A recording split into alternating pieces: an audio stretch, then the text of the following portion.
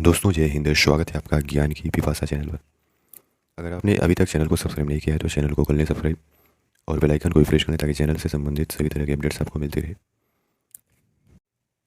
दोस्तों बीते 9 और 10 सितंबर को देश की राजधानी नई दिल्ली में दुनिया भर के प्रमुख देशों के शीर्ष नेताओं का जमघट लगा था। यानी दुनिया भर के शीर्ष नेता देश की राजधानी नई दिल्ली में इकट्ठे हुए थे। कारण था G20 का शिखर सम्मेलन। यानी 9 और 10 सितंबर को G20 का 18वां शिखर सम्मेलन नई दिल्ली में संपन्न हुआ। क्योंकि इस वर्ष G20 की अध्यक्षता भारत कर रहा है, इसलिए G20 का 18वां शिखर सम्मेलन देश की राजधानी नई दिल्ली में संपन्न हुआ। दोस्तों इस सम्मेलन के दौरान दुनिया के अंतर्राष्ट्रीय संगठनों के प्रमुख G20 देशों में यानी G20 में शामिल देशों के शीर्ष नेताओं के अलावा कई अन्य देशों के प्रमुख भी इस सम्मेलन में शामिल हुए थे। इस सम्मेलन में कई वैश्विक मुद्दों पर चर्चाएं हुई, जिसके बारे में चर्चा हम आज के इस वीडियो में करने वाले हैं। इस सम्मेलन से जुड़े कुछ महत्वपूर्ण बातों को हम इस वीडियो में जानने का प्रयास करेंगे। दोस्तों सबसे महत्वपूर्ण बातें जो इस 9 और 10 सितंबर के सम्मेलन में निकल करके आई हैं वो ये हैं। पहला कि साझा घोषणा पत्र जारी किया गया, जो कि रूस यूक्रेन युद्ध के बाद G20 देशों का पहला साझा घोषणा पत्र है। दूसरा महत्वपूर्ण बात कि अफ्रीकी यूनियन को G20 में शामिल किया गया है। और तीसरा महत्वपूर्ण बात, India Europe middle east economic corridor बनाने पर सहमति बनी है। इसके साथ ही ग्लोबल बायोफ्यूल अलायंस के गठन को मंजूरी मिली है। तो आइए इन्हीं बातों को और विस्तार से जानने का प्रयास करते हैं। दोस्तों इस वर्ष G20 की अध्यक्षता भारत को मिली थी। पिछले वर्ष यानी 2022 में 17वां शिखर सम्मेलन इंडोनेशिया के बाली में हुआ था। उसके बाद अगले वर्ष के लिए अध्यक्षता भारत को सौंप दी गई थी। अब यानी कि 19वां शिखर सम्मेलन ब्राज़ील में होगा, क्योंकि ब्राज़ील अब 2024 में G20 की अध्यक्षता करेगा। भारत की अध्यक्षता के वर्ष में यानी कि इस वर्ष भारत की अध्यक्षता में G20 देशों के प्रतिनिधियों की कई बैठकें देश में संपन्न हुई। कहते हैं कि 50 से ज़्यादा शहरों में 200 से ज़्यादा बैठकें संपन्न हुई। इसके बाद अंतिम रूप से G20 देशों के शीर्ष नेताओं का शिखर सम्मेलन 9 से 10 सितंबर को नई दिल्ली में संपन्न हुआ। दोस्तों सर्वप्रथम अगर हम बात करें कि ये G20 क्या है, यानी व्हाट इज G20। 2008 में इकोनॉमिक क्राइसिस आया था, यानी फाइनेंशियल क्राइसिस, पूरी दुनिया को याद है। इससे ठीक 11 साल पहले 1997 में एशिया में भी एक आर्थिक संकट आया था। इसे एशियन फाइनेंशियल क्राइसिस के नाम से जाना जाता है। ये संकट थाईलैंड से शुरू होकर एशिया के दूसरे देशों में फैल गया था। मंदी की वजह से आसियान देशों पर उनकी GDP की तुलना में 167% तक का कर्ज बढ़ गया। भारी संख्या में लोग बेरोजगार हो गए। क्राइसिस की शुरुआत 6 महीनों में ही इंडोनेशिया की करेंसी की कीमत 80% और थाईलैंड की करेंसी की कीमत डॉलर की तुलना में 50% तक गिर गई। इसका असर विकसित देशों पर न पड़े, इसके लिए G7 देशों ने एक बैठक किया और एक ऐसा मंच तैयार करने का निर्णय लिया जहां वैश्विक अर्थव्यवस्था से जुड़े मुद्दों का डिस्कस किया जा सके। तब G20 की शुरुआत हुई। उन देशों की पहचान की गई जिनकी अर्थव्यवस्था तेज़ी से बढ़ रही थी या जिनमें तेज़ी से बढ़ने की कैपेसिटी थी। सभी को एक मंच पर लाया गया। G20 यानी ग्रुप ऑफ 20, 20 का समूह जिसमें 19 देश और एक संगठन सदस्य हैं। उस संगठन का नाम है यूरोपीय यूनियन। तो 19 देशों और एक यूरोपीय यूनियन का संगठन G20, जिसको 26 सितंबर 1999 में बनाया गया था। लेकिन अब यहाँ बता देना जरूरी है कि अब यह G20 नहीं रहा, अब G21 हो गया है, क्योंकि 9 से 10 सितंबर को नई दिल्ली में हुए सम्मेलन के दौरान ही अफ्रीकी यूनियन को G20 का सदस्य बना दिया गया है।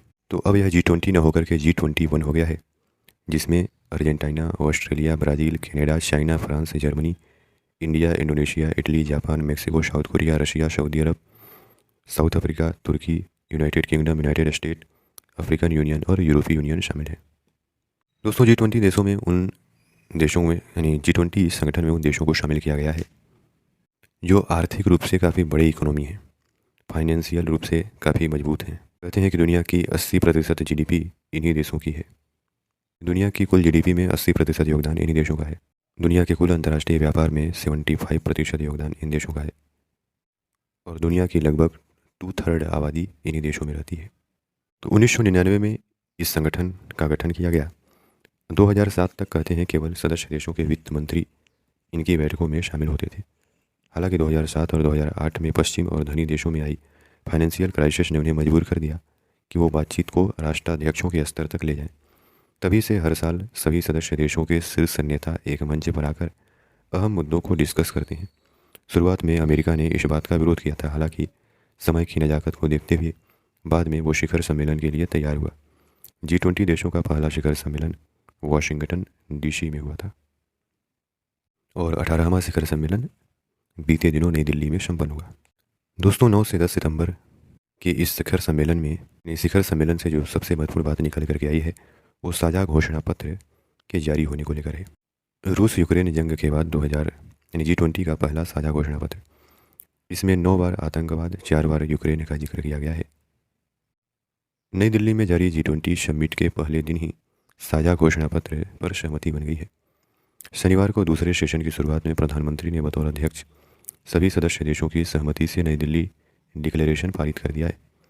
घोषणा पत्र पास होने के बाद विदेश मंत्री ने कहा कि सभी देशों ने नई दिल्ली घोषणा पत्र मंजूर किया है। सभी लीडर्स ने माना है कि G20 राजनीतिक मुद्दों को डिस्कस करने का प्लेटफॉर्म नहीं है, लिहाजा अर्थव्यवस्था से जुड़े अहम मुद्दों को डिस्कस किया गया है। साझा घोषणा पत्र पर सभी देशों की सहमति इसलिए खास है क्योंकि नवंबर 2022 में इंडोनेशिया समिट में जारी घोषणा पत्र में यूक्रेन रूस युद्ध को लेकर के सदस्य देशों के बीच सहमति नहीं बन पाई थी। तब रूस और चाइना ने अपने आप को युद्ध के बारे में की गई टिप्पणियों से अलग कर दिया था। तब घोषणा पत्र के साथ ही इन देशों की लिखित असहमति शामिल की गई थी। वित्त मंत्री निर्मला सीतारमण ने कहा कि हमें चुनौतीपूर्ण समय में अध्यक्षता मिली है। G20 का साझा घोषणा पत्र कुल 37 पेजों का है। इसमें कुल 83 पैराग्राफ हैं। इसे ही नई दिल्ली घोषणा पत्र कहा गया है। इसमें शामिल मुख्य प्रस्ताव नीचे दिए गए हैं, जैसे कि सभी देश सस्टेनेबल डेवलपमेंट गोल पर काम करेंगे और भारत की पहल पर वन फ्यूचर अलायंस बनाया जाएगा। सभी देशों को UN चार्टर के नियमों के मुताबिक काम करना चाहिए। बायोफ्यूल अलायंस बनाया जाएगा। इसके फाउंडिंग मेंबर भारत, अमेरिका और ब्राज़ील होंगे। एक धरती, एक परिवार, एक भविष्य पर जोर दिया जाएगा। मल्टीलेटरल डेवलपमेंट बैंकों को मजबूती दी जाएगी, उन्हें बेहतर, बड़ा और ज़्यादा कारगर बनाया जाएगा। ग्लोबल साउथ की प्राथमिकताओं पर जोर दिया जाएगा। क्रिप्टो करेंसी को लेकर के एक ग्लोबल पॉलिसी बनाने को लेकर बातचीत की जाएगी। कर्ज को लेकर के बेहतर व्यवस्था बनाने को लेकर भारत ने कॉमन फ्रेमवर्क बनवाने की बात पर जोर दिया है। दुनिया में तेज़ी से विकास करने वाले शहरों को फंड दिया जाएगा। ग्रीन और लो कार्बन एनर्जी टेक्नोलॉजी पर काम किया जाएगा। सभी देशों ने आतंकवाद के हर रूप की आलोचना की है। तो ये घोषणा पत्र की कुछ महत्वपूर्ण बातें थी। दोस्तों, इस सम्मेलन से जो दूसरी महत्वपूर्ण बात निकल करके आई है कि अफ्रीकी यूनियन को G20 में शामिल कर लिया गया है। यानी अब G20 नहीं रहा, अब G20 हो गया है।